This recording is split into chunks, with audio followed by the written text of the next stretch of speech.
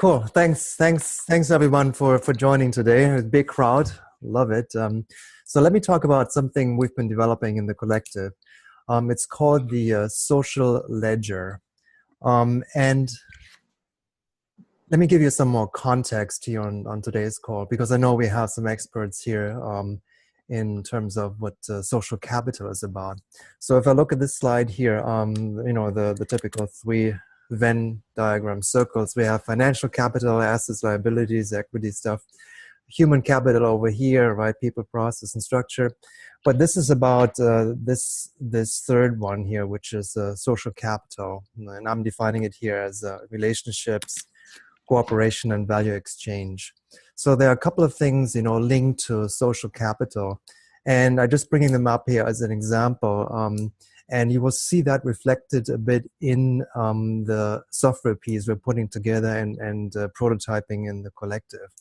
And without getting into too much detail, so it has to do with the binding bridging of members, the psychological safe spaces we create, reciprocity, so responding to requests and being there, being present for others in the collective, the participation and the levels of commitment that members have, diversity and the belonging and the stewardship of the platform and of other services we provide. So there are many definitions of social capital here. I put one up here in the corner here. What to me is important is the effects it has, on the members, on the health, on the relationships, on what we can achieve together. So that's the part I wanted to drill down here today and tell you more about it. If you have any questions, feel free to jump in. This is not a sequential thing. We can always stop and talk about the details here. All right, so we came up with an idea. Oh, some scratching. Now it's better. So yeah, if you don't use your phone, your mic, better turn it off. You can mute it in the lower left corner. There's this mute button. So we came up with this notion of a what's called a slash command, a webhook that's available in a lot of these online collaborative platforms that you see. Slash has this feature, and Slack. MetaMost, Slack. And MetaMost, that's the platform we are using for online collaboration, has that feature. And it's a simple way to give a command to a system, and then it comes back with some results. And you'll see how we're going to use that. So it's a simple command, and it's also a way to provide a feedback loop between teams and the community organization, and move them into what I call passive lurking. Although lurking I don't like too much. It's more, there's the 99-1 pyramid always, right? Where you have the 90% at the bottom, they are lurking there. To me, I mean, these are people that are learning more than lurking, right? So they want to see what's going on, but they're not sure, not ready to jump in yet. Maybe there's some missing in action. There's some tasks they wanted to work on, but not sure where to start. So the idea here is to sort of draw them more into the organization and into an activity that they can take part in. All right, so quick slide here on why are we doing this? And I'll step you through a couple of things here. One which I call working in the flow. Joachim, sorry, yeah. Can I just check? Are your slides behind your speaking? I'm on the T-shirt slide now. Okay, let's see. Let me wait a few seconds. Do you see a big wave? That's you. That's your. Yeah. Oh, that's a wave. Okay, there got the wave now. You just got a little bit of latency in Cambridge, obviously. Okay, sorry. Good. So we're all riding the waves now. So a couple of things I wanted to step you through here. One is called working in the flow. That's a way to see a system like inside the way you're working. And I have a slide for that to detail that. Another one is content weaving, something I've been involved for many years to bring people together in these new stream ways of working, right? So we see activity streams, we see Slack streams, and extracting content and meaningful text out of these streams and weaving that together. That to me is part of this little side project. Then smart teams, you'll see how we use that to assemble teams in the collective. And then we go into some other things like the value that they create, the value exchanges of the members.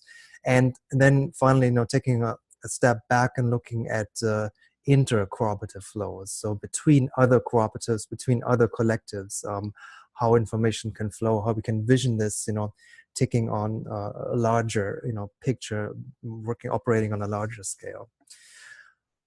All right, so that's the overview. Let me give you some more details on each of these items here. Why are we doing this, and why this is so interesting to us to move that kind of thing forward. This is a slide that talks about working in the flow. So by in the flow, I mean this green band here in the center, right? So it's what I'm working on right here on my screen, in my app, wherever I am, right? So I can start to share some of my work. I can post things, I can ask questions, I can get responses.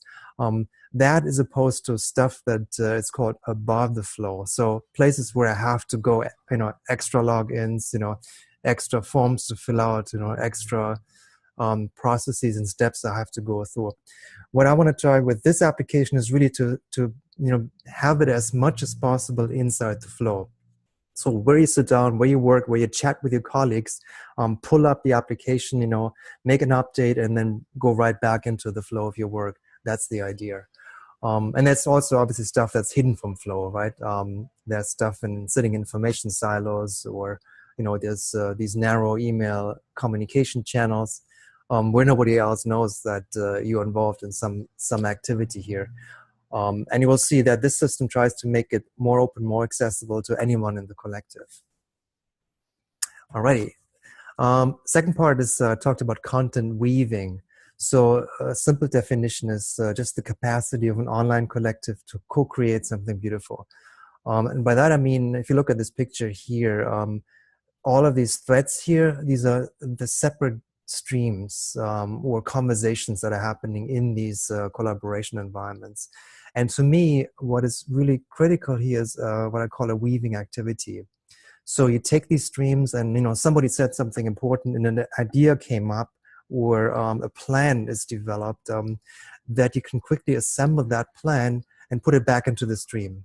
That's the weaving part. And then you can pull it back at any time if you need to revisit the plan, if you need to revisit the idea, or move it further, or share it with other people across the collective. So that to me is a critical component. And I believe, we are at a point now where these streams are fairly mature. A lot of organizations are using tools like Mattermost, tools like Slack. The critical piece here is to say, how can we weave these ideas together? Because, if you're familiar with these tools, things are rushing through them very quickly. The next day there are 10, 20, 100 new messages, and you're losing track of what's happening there, and they're just gone. So you have to really change the way of working and introduce some new things, like what I'm trying to do with content weaving here, to keep people in the loop. Okay, next one. I'm waiting a few seconds now. Everybody see this green thingy, the circle thingy? Good. Probably not in Cambridge. Oh, Cambridge got it too. Excellent. Another thing we are exploring with the social ledger is what I call smart teams here. So bringing the best talent together to work together on new projects. We're still prototyping a lot around the social ledger. Here's the screenshot, and I will show you how that looks like in the real application in a second. But what happens here is we assemble teams on the fly, and they start to work together on certain activities. And I'm calling it smart teams because the moment you do this, you connect people, and there's a network that you create, and the strength and the weight of the connections inside the network increases, and that information helps you for ongoing and future team formation processes. So based on, let's say, I worked on a vegetable garden action document with Jim, myself, and Michael. we have that connection now, and we know how we work together. So I can use that information for a new project that's coming up in the collective, right? So it's very dynamic and very ad hoc assembly of teams that becomes possible through something like the social ledger. If we zoom out a little bit here, you should see a slide with a lot of circles here. You can see that there's always this past, present, future split. So there's things that are happening in the future, in the near future. You know, there's an event horizon here that says, okay, we want to develop something, we want to create something, we want to build something for the collective, right? But it's kind of fuzzy still, and we don't know who's involved and who's part of the team and what kind of skill sets do we need for that. So that's this circle on the right side in gray. But once you have that and you begin to commit yourself and commit team members to the work, it becomes more obvious. And to me, at that point, it needs to be really transparent to the rest of the collective. What are you currently working on, right?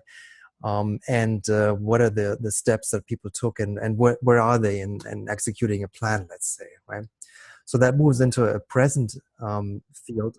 And from there, it goes into sort of a record, a long-term record, past record, that contains all of the archives, all of the activities here you see that would happen in the collective. So that's kind of the value exchange you could instigate through a system like the social ledger.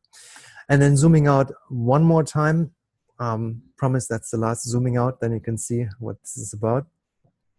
What happens actually if you take now, let's say, the Digital Life Collective, that's this green bubble here with all of our activities and projects that we have running inside, and connect to other collectives, so other cooperatives that are out there, right?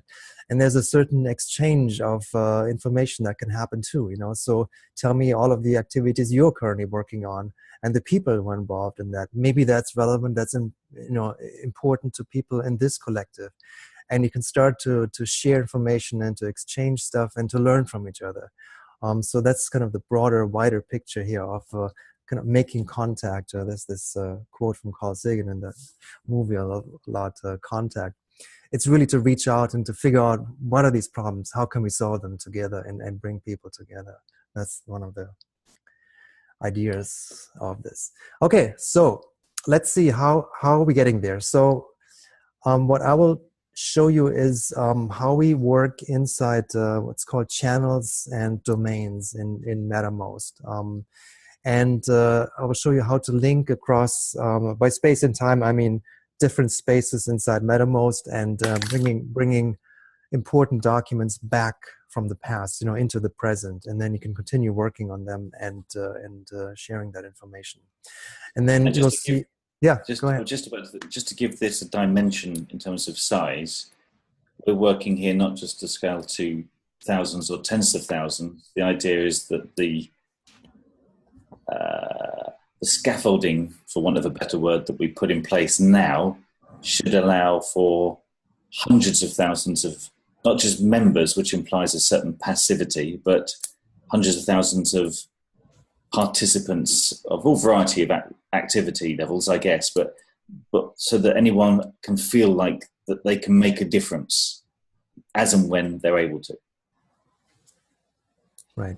And that's an astonishing ambition, because we know that there are social networks out there with hundreds of thousands, if not billion people on Facebook. But how can we harness that collective distributed organization to achieve a common mission based on shared values? And I guess that's what we're trying to architect. So I just wanted to just interrupt there very quickly, Joachim, just to give it some kind of scale context. Sure. Thanks, Philip. Alrighty, demo time. Let me switch here, go to the social ledger thing. Okay, so you should see a different screen now, which is Mattermost. So that's our social collaboration tool. Our activity stream, all of the conversations are flowing through Mattermost inside the collective. And the way we've structured it is, there's a couple of domains, what we call them, on the left side. And that's something actually Slack does not have. It doesn't have that domain feature. It goes right into channels. And everything is in a channel in Slack. So you have, after a short time, you have hundreds of channels here. With Mattermost, you have the ability to create these domains, and they can be, about the collective. We have a finance team, we have a governance team. So a high-level structure of the organization to find your way around, right? To know where to go and which team to look for. So one of them here is our practices area, where we try out new things, and we call them labs for testing new prototypes and having conversations with other people who are interested in this kind of thing. And what I want to show you here is there's one called the Vegetable Garden Lab. So that's our testing environment for the social ledger. And let me make that screen a little bit bigger here so you can see what's going on. Okay. All right. So what you have in Mattermost are these channels here, right? So, and each channel can represent a work group. I mentioned a lab in this case here, but it can also be a more concrete circle. A circle like in the sociocratic sense of a bunch of people working together inside a group with an agreement of producing some value for the collective. So let's dive into this Vegetable Garden Lab. And I mentioned the dig live command, right? So all you have to do is type dig live here, and then you can issue a simple command like members and see what's going on in terms of who is currently working in the Vegetable Garden Lab. So I see a list here now of 4 circle members, right? So there's Ben, there's Jim, there's me, and there's Michael in this garden. And we have something called a circle role and a circle level. So circle roles are just 4 simple ways of defining what is typically present in a circle. So there's a lead role, there's an admin role, there's a member role, and there's a link role. And we're not as strict as other sociocratic principles, like holacracy is an example where you have to have certain roles. They must be defined, and they have certain kinds of meetings and certain kind of structures. This is more open, where you say, okay, let's just assemble a team, bring people together, and then have a chat about what kind of role you want to take on in that team. And you can define yourself, what does it mean to be an admin? What does it mean to be a lead link? And similarly on the circle level, that's kind of the skill level people bring to the collective. Are you more a starter, a novice, regular, leader, or elder here? So we defined five levels for that. And this is all happening inside the context of the Garden Lab. And that's very important for us for the social ledger application. The context defines who you are. So now you're in the vegetable garden. So we're looking for gardening skills, obviously, right? So we can see I'm a novice here for gardening, right? And I can see Michael, he's the absolute expert in gardening. So he's leading, and he's also bringing in a lot of skill sets to run this Garden Lab. So if I want to look at, say, where is Michael in the bigger picture of membership inside the collective, I can now click on one of the links. So that was assigning Michael to a lead, which he already is, and now I can see a different picture. I can see here's Michael as part of a collective of people that are all linked together, and you can see Philip over here, and I am over here. They linked together because they decided to work in these circles, in these work groups, or in these laboratories that we have. And as soon as you're in there, are present and start to work on activities, these links establish automatically for you. So you can see between me and Mike and Jim, we have this actually, it's like a triangle here. It's a very strong link because obviously we're testing a lot in the system. And there's a lot of going back and forth. So we're all members of multiple activities across the collective. And that's an indicator to say, hey, these guys are working really well together. At least I hope so, right, guys? And we could work on future projects together, right? Because there's some things we're actively doing now. Well, it's a great team to work together in other areas. But the same is true for other members of the collective, right? We're still prototyping right now, but if you picture this with 100 or 1,000 people, you'll start see some patterns here, right? Between groups that are highly connected, and also, let me see, there's another one. Where did that go? Let me refresh this, because there's another one that's here it is. You see that guy disappearing on the right side? Let me bring it back here. These guys. So that's the group that's sort of disconnected. That means they decided to start to boot up some work group, and none of them is linked to any of the other members, right? So that's another sign of, hey, look at these guys. Maybe one of them should be a link into one of the other circles or activities that are happening. So we know actually what's working, what's happening across the collective. That's the purpose of this. Okay. They look a lot less stressed than the others. Yes, right. Maybe they want peace and quiet, and that's it. All right, so that was a look at the members and how they're connected. How are we doing on time? I tell you what, let's go for another 3 or 4 minutes just to explain the full vocab of the DigLife, the /DigLife command line as it stands today, and then we'll open it out and have a good ding dong. Sounds good to me. All right, so we looked at members. Now let's take a look at the activities, right? So what you can do is type something like dig actions, and that gives you back the actions that are currently happening in the garden again. So here's the vegetable garden, and there's always some tilling, some watering going on, and some garden actions. So if I click on any of those, this could bring me to another document where we describe some of the activities, or it could bring me to an action plan that I created inside the flow, inside the activity stream earlier. And on the right side, here's an interesting piece which we call level of commitment. So for each of these activities, I would simply declare, what's my level of commitment to this activity. And we defined five levels here. I'm using these emojis here to say from left to right, this is easy, tasks, sleepy, this is okay, oh, this is some sweat I put in here, lots of sweat, and this is my dizzy face here. You go tilt when you go that far, right?